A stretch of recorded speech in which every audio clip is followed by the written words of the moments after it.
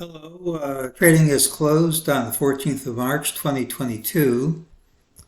We always start things off with our disclaimer. This is my trading plan for tomorrow, March 15th. Remember, I can be wrong, and any trade you make should be at your own risk. We always start by going over our call, look for the pattern with the early high, which is this. Usually it's a rally day with a high on the final hour. Failures, a straight line drop, and that's a straight line drop. Tomorrow should also have the early high. Now we had a couple of scenarios, neither of which happened. We said if this move were the real thing, we should continue down without interruption.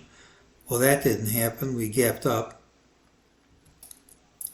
And we said if this were a false move, we should gap and promptly overtake this high.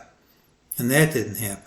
We did say if we undercut yesterday's or Friday's low significantly, the whole idea of the rally was killed. So that call was killed, but really there was no call because neither one of the scenarios I plotted actually worked. They didn't happen. Just a reminder of what we said.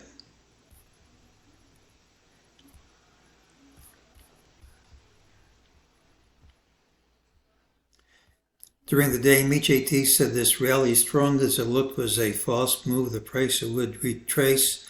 Said this move would retrace. Said this move would retrace. That's already happened.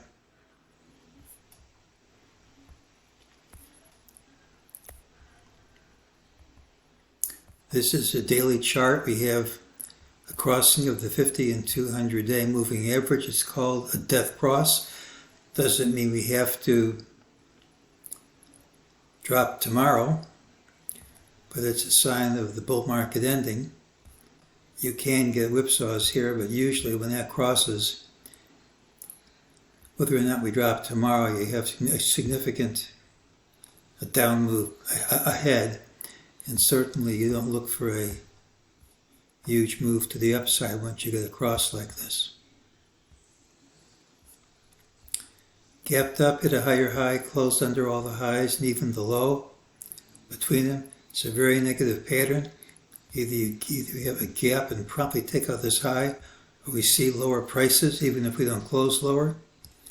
When this normally positive pattern is negative instead, it does lead to lower prices, usually fairly soon. To kill it, you have to take out this high fast.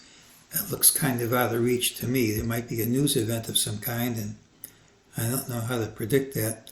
But all in all, this is pretty negative action. It argues for lower prices and possibly significantly lower prices.